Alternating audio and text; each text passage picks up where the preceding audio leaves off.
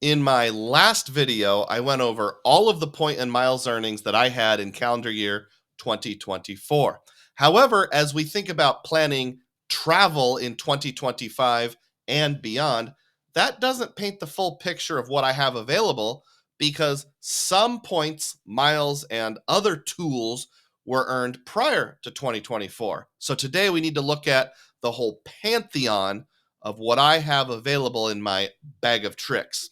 Hi, everybody. DUGROZ here with DUGROZ Reports. So, when you plan travel, there's a lot of things that you can work with, and I call it my war chest. I might reach in and pull out a Hilton gift card that I earned last year. I might reach in and grab an Airbnb credit that I earned in 2021, or a free night certificate, or maybe I have some points and miles over in one particular airline program that I put there for a previous trip that was canceled. So today's video is all about my war chest of points, miles, and other stuff that I can use for travel. I'm going to document for you everything that I have available at present. I think this will be a relatively quick video. And then we'll talk about annual fees just a little bit towards the end and how those all fit in. What's in my war chest 2025 and beyond? We'll start with Chase Ultimate Rewards. We have 10 different cards in our household that earn Ultimate Rewards. Anything with a gold border is for me, player one. Anything with a pink border is for my wife, player two. I won't read each individual card amount to you, but you'll see them flying onto the screen here, how much we have on each card. And when we total those together, that comes to 350,300 ultimate rewards. Pulling that total through from the prior screen, 350,300, I value ultimate rewards at 1.5 cents per point. So that's going to give us a valuation of $5,255 in my war chest for ultimate rewards. Next up, we have membership rewards by American Express. We have 4 cards in our household that earn MR points. My wife has a business platinum and a blue business plus. I have a business gold and a blue business plus at present. Player one, myself, I have 66,800 points. Player two has 311,600, and that gives us a total of 378,400 membership rewards. I value those membership rewards at 1.85 cents per point, and that gives us a value of exactly $7,000 in my war chest for Amex membership rewards. Next up, Capital One miles. More modest amount here. We have 56,306 miles. These are the only 2 cards in our household. They're both in my name. The Venture One is just a legacy card for credit history. All of the spending goes on the Venture X, or at least any spending of significance. 1.4 cents per point is my personal valuation on these miles, and that gives us a value of $889. Before we go any further, on this particular YouTube channel, I talk about finding epic value, including, but not limited to, credit card rewards for the average American. Does that sound interesting to you? If it does, please subscribe to the channel and please click the thumbs up button. Let's keep going. Next up, we have Citi thank you points. I have a custom cash, a rewards plus, and a Citi Premier card, now known as the Strata Premier. In my Citi arsenal, I have a meager 4,454 points. Pending, I have 7,561, and that gives us a total of just over 12,000 thank you points. I value thank you points at 1.5 cents per point, which gives us a relatively small amount of $180 in value for the Citi portion of my points and miles war chest. Next, we have Wells Fargo rewards. I have 55,328 reward points. My wife has 71,538 reward points. Now, I put in parentheses behind player two the amount of $715.38. You'll notice, based on the pink border down here, that the only Wells Fargo card my wife has is the Signify Business Cash. On the cash earning cards, It expresses everything as cash back, not as points. I have an autograph. I have the grandfathered Wells Fargo Visa signature, so I can move my cash back over to one of these cards, and it turns into points. There's a lack of clarity as to whether or not my wife can send points directly from a cash card over to a different user's autograph card or something like that. We're still experimenting with that. We might have to get her an autograph card in the future to unlock the full use of the 71,000 points. But that's where things sit as of now. I'll assume that either now or in the future, I can convert those to actual points. That gives us a total of 126,866 points. Pulling that through from the prior screen, 126,866. I will value Wells Fargo rewards at 1.5 cents per point, and that gives me a value of $1,903 for my war chest from Wells Fargo rewards. There's more to this game than just transferable currencies, though, and something that fits in my war chest very effectively is the US Bank Altitude Reserve card.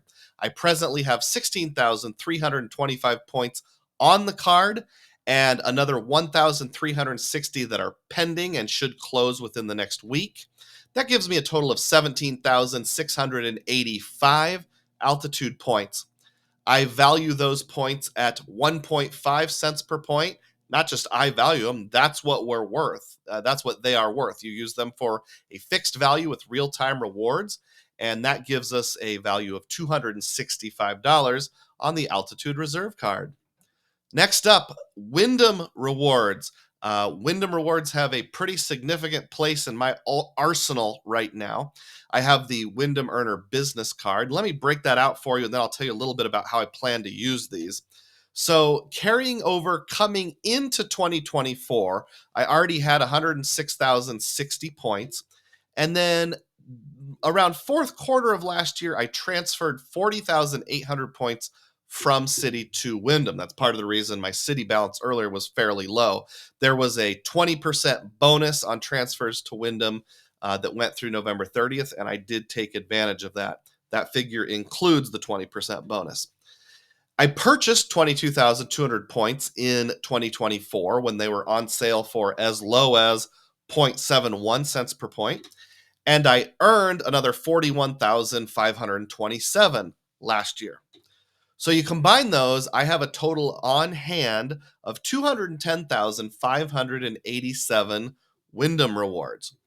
Now, I plan to use the lion's share of my Wyndham rewards on cottages.com. That is a program similar to Vacasa where you can rent vacation homes in the United Kingdom, Scotland, England, and Wales to be more specific. That usually averages out to around 1.25 cents per point. That's a very conservative average. I think when I did the math last time, it was actually like 1.37, but I've always considered it to be 1.25 to be on the more conservative side, and that gives us a valuation of $2,632 in my war chest of Wyndham rewards. Third-party travel providers. What I mean by that is companies where you can book travel, but it's not part of a proprietary program. It's not a transferable currency. It's just this other third-party thing. One of them is the One Key card. My wife picked that up. This is the points program for Hotels.com, Expedia, and Vrbo. At present, she has $779 in the One Key program.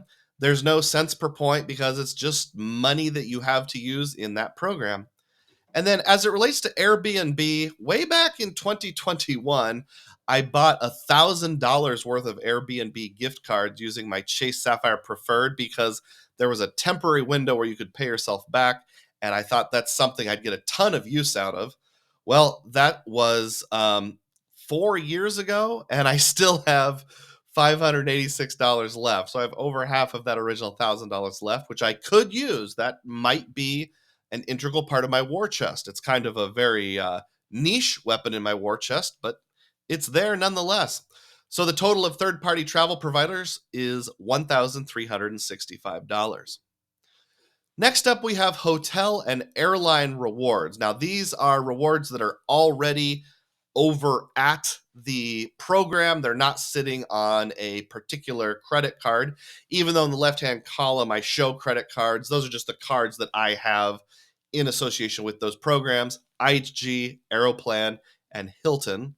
I won't read the numbers to you, but if you have any questions, put them in the comments down below. I'd be happy to answer them.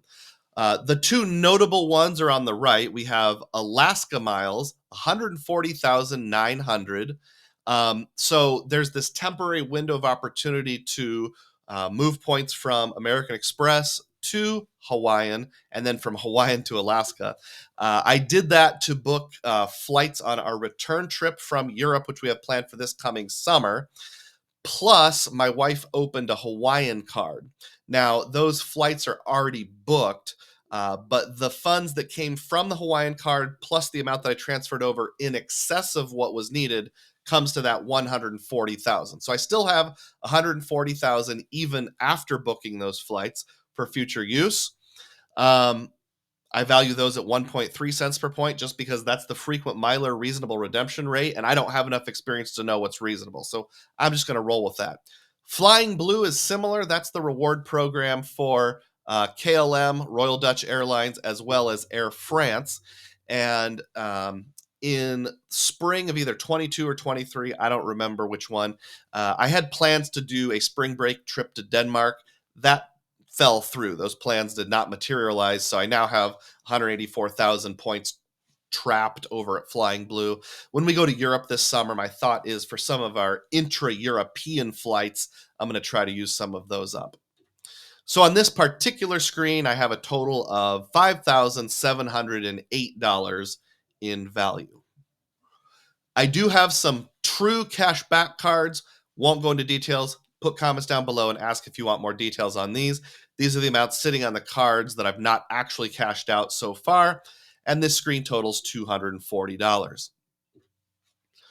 I have some free night certificates, and I debated whether or not to include these, but you know what? Free night certificates are a legit part of a points and miles arsenal. It's a perfectly cromulent thing to include in your arsenal. I'm going to use some really conservative valuations. We have two IHG free night certificates, one for my wife, one for myself. If I'm very conservative, I'll value those at $150 each, and that comes to $300. With Hilton, I have one free night certificate. I earned that on my Surpass card last year. I'll value these a little more because they're uncapped at $250. So those two programs put together, I have $550 worth of FNCs in my war chest that I can pull out when the time is exactly right. Cashback on hand. So some of the cashback I've earned, whether it's through bank account bonuses or the cashback earning cards you saw earlier, is already on hand. It's sitting here ready to use in a special account just for travel. I have a Charles Schwab account, and I put it in a money market fund, and the current balance there is $1,066. I do need to subtract out $300 for the New Orleans RIP trip I took last year because I haven't done my full accounting on that yet, but I'm estimating that I probably spent around $300 on that trip that was not covered by points and miles. Likewise, in October, I went to Springfield, and I'm estimating I probably spent $200 out of pocket that can't be covered by points and miles. So when we net that all out, I have $566 of cash on hand. Between now and when I take my big summer trip, I'm going to need to build this cash on hand up a fair bit. I value cash at 100 cents per dollar, so that gives me a valuation of $566 in my war chest as it relates to cash back on hand. I will also include kind of a catch-all here that I call present but insignificant. So I have a handful of programs where I have some points, but it's not enough to even mess with or worry about in my valuations. Examples include, I have a few points at Hertz, a few at Bilt, a few at British Airways, and then of course everybody knows about the Hilton gift cards. I have, I think, either 3 or 4 of those. They're there. I will use them when able, but it's a small enough amount, I'm not even going to bother with it for the sake of my accounting. Totals. Let's add this all up and see what I have.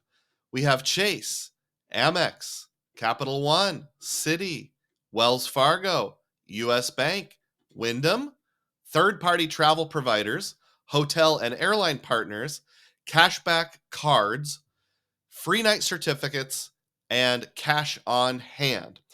As you look at all that information there, I would say that is enough to accomplish all of my travel goals in 2025 and a little beyond, with the possible exception of cash on hand. I might need to work on building that up a little bit. I do like ecosystems like Chase, like Citi, and Wells Fargo, where you can either take them as penny points if you need to cash them out, or you can use them with transfer partners. You have both options. So when you add all of that together, the total we get is, drum roll please, $26,553 in total value. Not too shabby. So what say ye, warriors of the realm of points and miles? Is thine war chest prepared to go forth and do battle in the world of travel, cashback, points, and miles in 2025? Put comments down below and let me know. And stay tuned for part 2, where I end up reviewing annual fees and how those will factor into things in the year 2025. And as always, may your spending be frugal and may your points be plenteous. Thanks for watching.